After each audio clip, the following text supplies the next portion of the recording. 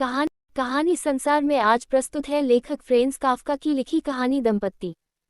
व्यापार है ही बुरी चीज, मुझे ही लीजिए। दफ्तर के काम से जब थोड़ी देर के लिए भी मुझे छुट्टी मिलती है तो मैं अपने नमूनों की पेटी उठाकर खुद ही अपने ग्राहकों से मिलने चल देता हूँ। बहुत दिनों से मेरी इच्छा एन के पास जाने की थी। कभी एन के साथ मेरा काफ़ी अच्छा कारोबार चल रहा था, लेकिन पिछले कुछ सालों से यह ठप पड़ गया था। क्यों, ये तो मुझे भी नहीं पता। ऐसी बात तो कभी बिना सचमुच के किसी कारण के भी घट सकती है। आजकल समय ही ऐसा है कि किसी का महज एक शब्द भी सारे मामले को उलट पलट कर रख सकता है, जबकि एक ही शब्द सब कुछ ठीक ठाक भी कर सकता है। दरअसल एन के साथ कारोबार करना बड़ा नाजुक मामला है। वह एक बूढ़ा आदमी है और बुढ़ापे के कारण काफ़ी अशक्त भी हो गया है। फिर भी वह अपने कारोबारी मामलों को अपने ही हाथ में रखना पसंद करता है। अपने ऑफिस में तो वह आपको शायद ही कभी मिले, और उससे मिलने के लिए उसके घर जाना एक ऐसा काम है जिसे कोई भी भला आदमी टालना ही पसंद करेगा। फिर भी कल शाम 6 बजे मैं उसके घर के लिए निकल ही पड़ा। ये किसी से मिलने के लिए जाने का समय तो नहीं था, पर मेरा वहां जाना कारोबारी कारण से था, कोई सामाजिक सद्भाव नहीं। सौभाग्य से एन घर पर ही था। अभी वह अपनी पत्नी के साथ सैर करके लौटा था। नौकर ने बताया कि साहब इस समय अपने बेटे के सोने के कमरे में हैं। बेटा बीमार था। नौकर ने मुझसे वहीं जाने का आग्रह किया। पहले तो मैं थोड़ा हिचका, फिर सोचा कि क्यों न इस अप्रिय मुलाकात को जल्दी निपटा दिया जाए। इसलिए मैं उसी हालत में, यानी ओवरकोट और टोपी पहने, हाथ में नमूनों की पेटी लिए एक अंधेरे कमरे को पार करके एक नीम अंधेरे कमरे में दाखिल हुआ, जहां 3-4 लोग पहले से ही मौजूद थे। मेरी पहली नज़र जिस व्यक्ति पर पड़ी वह एक एजेंट था, जिसे मैं अच्छी तरह जानता था। एक तरह से वह मेरा कारोबारी प्रतिद्वंद्वी था। मुझे लगा वह मुझसे पहले ही बाजी मार ले गया। वह आराम से बीमार के बिस्तर के पास ही बैठा था, जैसे वह कोई डॉक्टर हो। अपने ओवरकोट के बटन खोले बैठा वह निर्लज सा लग रहा था। बीमार आदमी भी शायद अपने विचारों में खोया हुआ लग रहा था। उसके गाल बुखार से तप रहे प्रतीत हो रहे थे। वह बीच बीच में उस आगंतुक की ओर भी देख लेता था। एन का बेटा छोटी उम्र का नहीं था, वह लगभग मेरी ही उम्र का होगा। उसकी छोटी सी दाढ़ी बीमारी के कारण छितराई हुई थी। बूढ़ा एन लंबा तगड़ा आदमी था। उसके कंधे काफी चौड़े थे, पर यह देखकर मुझे हैरानी हुई कि वह अब दुबला हो गया था। उसकी कमर भी झुक गई थी। वह अशक्त हो गया था। उसने अभी तक अपना कोट नहीं उतारा था। वह अपने बेटे के कान में कुछ फुसफुसा रहा था। उसकी पत्नी छोटे कद की दुबली और फुर्तीली महिला थी। ऊंचाई में काफी फर्क होने के बावजूद वह अपने पति के कोट को उतारने में उसकी मदद करने लगी। हालांकि शुरू में उसे दिक्कत हो रही थी, किंतु आखिरकार वह इसमें सफल हो गई। लेकिन असल दिक्कत तो एन के धैर्य के कारण थी। कोट अभी पूरा उतरा भी नहीं था कि वह अपने हाथों से आराम कुर्सी के हत्थे टटोलने लगा था। उसकी पत्नी ने कोट उतारते ही आराम कुर्सी जल्दी से उसके पास सरका दी और खुद उसका कोट उठाकर रखने चली गई। कोट उठाए हुए वह खुद उसके बीच में लगभग ढक सी गई थी। आखिरकार मुझे लगा कि वह समय आ गया है, या यूं कहूं कि अपने आप तो वह समय आता नहीं। मैंने सोचा कि जो कुछ करना है मुझे जल्दी ही कर लेना चाहिए। मुझे लग रहा था कि कारोबारी बातचीत के लिए समय धीरे धीरे प्रतिकूल होता जा रहा है। उस एजेंट के लक्षण तो मुझे ऐसे दिख रहे थे जैसे वह वहीं जमा रहना चाहता हो। यह मेरे हित में नहीं था, हालांकि मैं वहां उसकी उपस्थिति को जरा भी अहमियत नहीं देना चाहता था। इसलिए मैंने बिना किसी भूमिका के झटपट अपने धंधे की बात शुरू कर दी, बावजूद इसके कि इस समय एन अपने बीमार बेटे से बात करना चाह रहा था। दुर्भाग्य से यह मेरी आदत हो गई थी कि जब मैं अपनी असली बात पर आता हूं, जो कि आमतौर पर जल्दी ही होता है, और इस मामले में तो समय और भी कम लगा, तो मैं बात करते करते खड़ा हो जाता हूं और चहलकदमी करने लगता हूं। किसी दफ्तर में तो ये हरकत बड़े ही स्वाभाविक तरह से हो सकती है, पर यहाँ बड़ा अटपटा लग रहा था। फिर भी मैं खुद को रोक नहीं पाया। इसका एक कारण और भी था। सिगरेट की बड़ी तलब लग रही थी। ठीक है, हर आदमी की कुछ बुरी आदतें होती ही हैं। दूसरी ओर उस एजेंट की हालत देखकर मुझे बहुत राहत मिल रही थी। वह उद्विग्न लग रहा था। वह अचानक घुटने पर रखी अपनी टोपी उठाकर झटके से अपने सिर पर रख लेता था और फिर वहां उसे ऊपर नीचे करता रहता। फिर अचानक उसे लगता कि उससे कोई गलती हो गई है। तब वह उस टोपी को अपने सिर से उतार कर वापस अपने घुटने पर रख देता। हर एक आध मिनट में वह इन्हीं हरकतों को दोहराता जा रहा था। मुझे तो इससे कोई फर्क नहीं पड़ रहा था, क्योंकि मैं तो चहलकदमी करता हुआ अपने प्रस्तावों में पूरी तरह से खोया हुआ था और उसे अनदेखा कर रहा था, लेकिन उसकी ये हरकतें अन्य लोगों को जरूर आपे से बाहर कर रही होंगी। दरअसल मैं जब अपनी बात में पूरा रम जाता हूँ तो ऐसी हरकतों की ही क्या, किसी भी बात की परवाह नहीं करता। जो कुछ हो रहा होता है उसे मैं देखता तो हूँ, पर उस ओर तब तक कोई ध्यान नहीं देता जब तक कि मैं अपनी बात पूरी न कर लूँ, या जब तक कोई दूसरा व्यक्ति किसी तरह की आपत्ति प्रकट न करे। इसलिए मैं सब कुछ देख रहा था, मसलन मेरी बात की ओर जरा भी ध्यान नहीं दे रहा था। कुर्सी के हत्थे को पकड़े वह बिना मेरी ओर देखे बेचैनी से कसमसाया।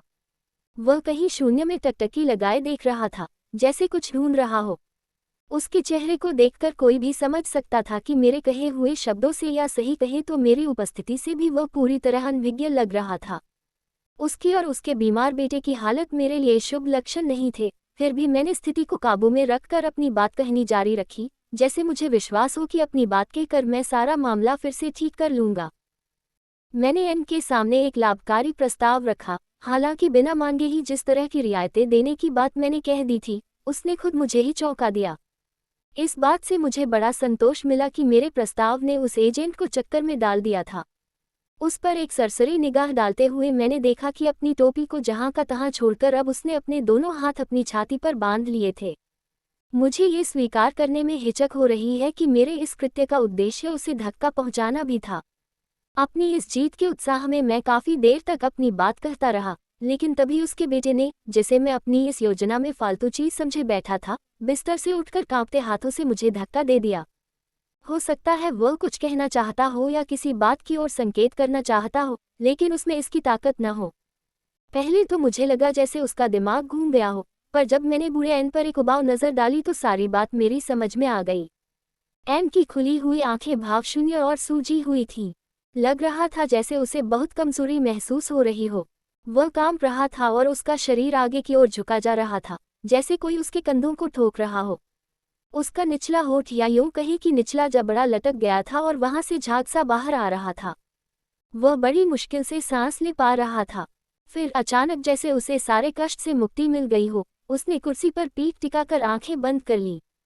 दर्द का एक गहरा एहसास उसके चेहरे पर से गुजरा और लगा जैसे सब कुछ खत्म हो गया हो। मैं झटके से उसकी ओर गया और उसकी बेजान कलाई थाम ली। वह इतना ठंडा था कि एक बार तो ठंड की एक लहर मेरे पूरे शरीर में दौड़ गई। नब्ज थम गई थी, यानी सब खत्म हो गया था। कुछ भी हो, वह बहुत बूढ़ा हो गया था। काश हम सबको भी ऐसी मौत नसीब होती। लेकिन अब मैं क्या करूं? मैंने मदद के लिए आसपास देखा।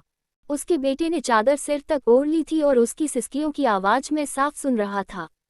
वह एजेंट तो किसी मछली की तरह ठंडा लग रहा था। वह इनसे 2 कदम दूर अपनी कुर्सी पर अचल बैठा था और लग रहा था कि वह कुछ नहीं कर पाएगा।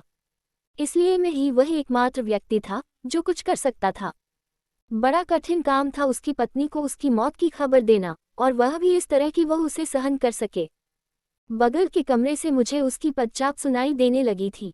वह अभी तक बाहर वाले कपड़ों में ही थी। उन्हें बदलने का उसे अभी तक समय ही नहीं मिला था। वह अपने पति को पहनाने के लिए आग के सामने गर्म करके घर के कपड़े लाई थी। हमें स्थिर बैठे देख उसने मुस्कुराते और अपनी गर्दन हिलाते हुए कहा, वे सो गए हैं। अपने अपरिमित निर्दोष विश्वास के साथ उसने अपने पति की वही कलाई पकड़ी जो कुछ देर पहले मैंने पकड़ी थी, और बड़े प्रमुदित मन से उस पर एक चुंबन अंकित कर दिया। हम तीनों आश्चर्य से देखते ही रह गए कि एन हिला और उसने जम्हाई ली। पत्नी ने उसे घर की कमीज पहनाई और इतनी लंबी सैर के लिए, जिसने उसे थका दिया था, उलाहना देने लगी। वह उस उलाहने को खींच और व्यंग्य के भाव से सुनता रहा, और जवाब में उसने कहा कि वह उकताने लगा था और उसी वजह से उसे नींद आ गई थी। और फिर कुछ देर आराम करने के लिए उसे बीमार के बिस्तर पर ही लेटा दिया गया। सिर के नीचे रखने के लिए उसकी पत्नी जल्दी से 2 तकिए ले आए और बीमार के पायताने की ओर रख दिए। अपने कमरे में उसे इसलिए जाने नहीं दिया गया क्योंकि वहां जाने के लिए एक खाली कमरे से गुजरना पड़ता था और उसमें उसे ठंड लग सकती थी। जो कुछ पहले घटा था, अब उसमें मुझे कोई विचित्रता नहीं लग रही थी। फिर एन ने शाम का अखबार मांगा और बिना अपने मेहमानों की ओर जरा भी ध्यान दिए अखबार खोल लिया। वह ध्यान से अखबार नहीं पढ़ रहा था, यूं ही सरसरी तौर पर इधर उधर निगाह डाल रहा था। उसने हमारे प्रस्तावों पर कुछ अप्रिय टिप्पणियां भी की। दरअसल उसने अपने हाथ को बड़े तिरस्कारपूर्ण ढंग से हिलाते हुए जिस तरह की तीखी टिप्पणियां की थी, उसमें इस बात की ओर स्पष्ट संकेत था कि कारोबार करने के हमारे तरीकों ने उसके मुंह का स्वाद खराब कर दिया है। ये सब सुनकर उस एजेंट ने भी एक दो अप्रिय टिप्पणियां कर ही दी। बेशक, जो कुछ घटा था, उसकी क्षतिपूर्ति का यह सबसे घटिया तरीका था। जल्दी ही मैंने उनसे विदा ले ली। मैं उस एजेंट का आभारी था, क्योंकि यदि वह न होता तो मुझे वहां से खिसकने का इतना अच्छा मौका न मिल पाता। बाहर निकलते हुए बरामदे में मुझे श्रीमती एन मिल गईं। उनकी करुण मूर्ति को देखकर मैंने कहा कि उन्हें देखकर मुझे अपनी माँ की याद आ गई। उन्हें चुप देखकर मैंने आगे कहा, लोग जो भी कहें, पर वह चमत्कार कर सकती थी। जिन चीजों को हम तोड़ फोड़ देते, वह उन्हें फिर से ठीक कर देती। जब मैं बच्चा था, तभी उनकी मृत्यु हो गई थी। मैंने यह बात बड़े धीरे धीरे और सुस्पष्ट ढंग से कही। मेरा ख्याल था कि वह वृद्धा जरा ऊंचा सुनती है, पर वह तो बिल्कुल भी नहीं सुन पाती थी, क्योंकि मेरी बात को बिना समझे उसने पूछा था, मेरे पति आपके प्रस्ताव पर क्या कह रहे हैं। विदाई के 2-4 शब्दों के बीच मुझे ये भी लगा कि वह मुझे एजेंट समझ रही है, अन्यथा वह अधिक भी नहीं होती। फिर मैं सीढ़ियां उतर गया। उतरना चढ़ने से ज्यादा थका देने वाला साबित हुआ, हालांकि चढ़ना भी कोई आसान काम नहीं था। ओह, कितनी ही कारोबारी मुलाकातें ऐसी होती हैं जिनका कोई परिणाम नहीं निकलता है, पर इसके लिए हाथ पर हाथ धरे भी तो नहीं बैठा जा सकता और मुलाकातें करते रहना पड़ता है। ये कहानी आपको कैसी लगी हमें कमेंट बॉक्स में जरूर बताइएगा। कहानी सुनने के लिए धन्यवाद और आगे आप कौन सी कहानी इस चैनल के माध्यम से सुनना चाहते हैं इसके बारे में जरूर लिखिएगा। धन्यवाद।